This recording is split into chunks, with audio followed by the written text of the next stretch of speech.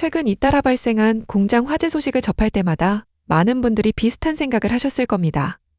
지난 3월 대전의 한 자동차 부품 공장에서는 큰 불이 발생해 14명이 목숨을 잃었고, 2024년 화성의 리튬 배터리 공장 화재에서는 23명이 숨지는 등 공장 화재가 대규모 인명피해로 이어지는 사고가 반복되고 있습니다. 공장 화재라고 하면 처음부터 거대한 불길을 떠올리기 쉽지만 실제로는 노후된 전기 설비의 합선이나 작업 중 튄 불꽃, 용접 과정에서 발생한 작은 불씨처럼 사소한 원인에서 시작되는 경우도 많습니다.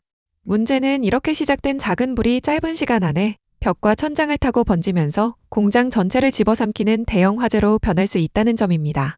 비슷한 작은 불씨가 어떤 곳에서는 초기에 진화되고 어떤 곳에서는 대형 참사로 이어지는 이유는 무엇일까요?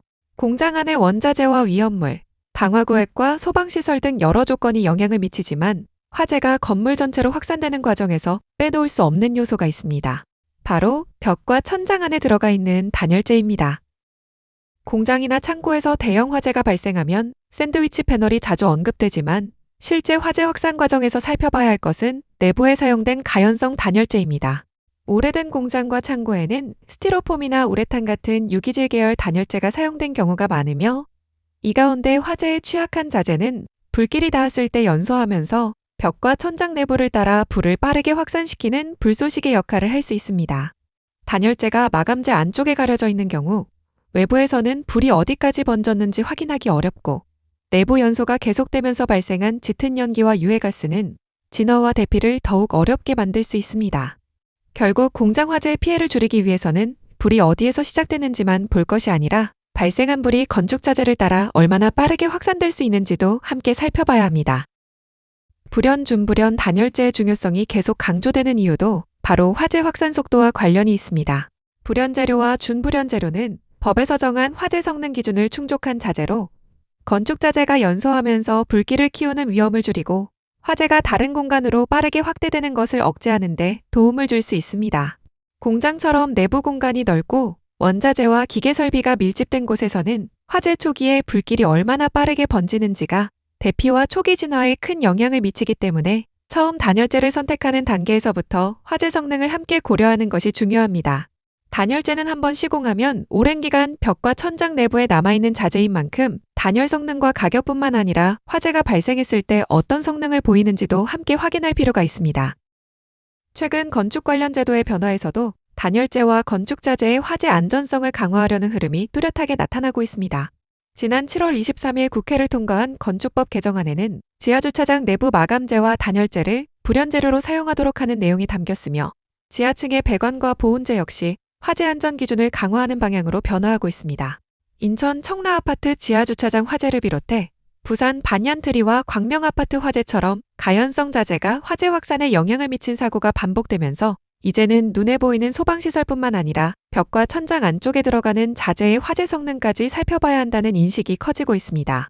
단열 성능과 가격에 더해 화재 성능까지 함께 보는 것이 앞으로의 자재 선택에서 더욱 중요한 기준이 될 수밖에 없습니다. 이미 지어진 공장의 단열재를 모두 철거하고 불연, 준불연 자재로 교체하는 것은 비용과 공사 여건을 생각하면 현실적으로 쉽지 않습니다. 우선 현재 벽과 천장에 어떤 단열재가 사용되어 있는지 확인하고 오래된 샌드위치 패널이나 화재에 취약한 자재가 사용된 구간이 있다면 해당 부분의 상태와 화재 위험성을 먼저 점검해보는 것이 좋습니다. 당장 전체 교체가 어렵다면 화재 위험이 높은 작업 공간이나 증축 보수 공사가 필요한 구간부터 불연, 준불연 자재로 보완하고 전기 설비와 위험물 관리, 방화구획과 피난동선, 소방시설까지 함께 살펴보는 방식으로 단계적으로 개선할 수 있습니다. 기존 공장은 모든 것을 한 번에 바꾸기보다 현재의 위험 요소를 정확히 파악하고 화재가 발생할 가능성과 확산 위험을 하나씩 줄여나가는 접근이 현실적입니다. 공장 화재는 작은 불씨에서 시작될 수 있지만 그 불씨가 어떤 환경과 어떤 자재를 만나느냐에 따라 피해 규모는 크게 달라질 수 있습니다. 전기 설비와 위험물을 철저하게 관리하는 것이 화재의 시작을 막기 위한 대책이라면 방화구획과 소방시설을 갖추고 불연, 준불연 건축자재를 사용하는 것은 발생한 불이 더 크게 번지는 것을 줄이기 위한 또 하나의 중요한 대책입니다. 단열재는 평소에는 눈에 잘 보이지 않지만 한번 시공하면 오랜 시간 건물과 함께하는 자재인 만큼 단열 성능과 가격뿐만 아니라 화재 상황에서 어떤 성능을 갖추고 있는지까지 함께 확인하는 것이 필요합니다.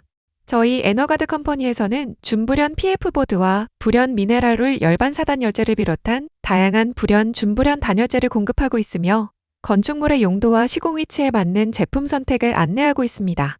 공장이나 창고를 새롭게 계획하고 계신다면 화재가 발생한 이후까지 생각한 단열재 선택을 해보시기 바랍니다. 이상 친환경 단열재 제조 전문 기업 에너가드 컴퍼니였습니다. 시청해주셔서 감사합니다. 도움이 되셨다면 좋아요와 구독 부탁드립니다.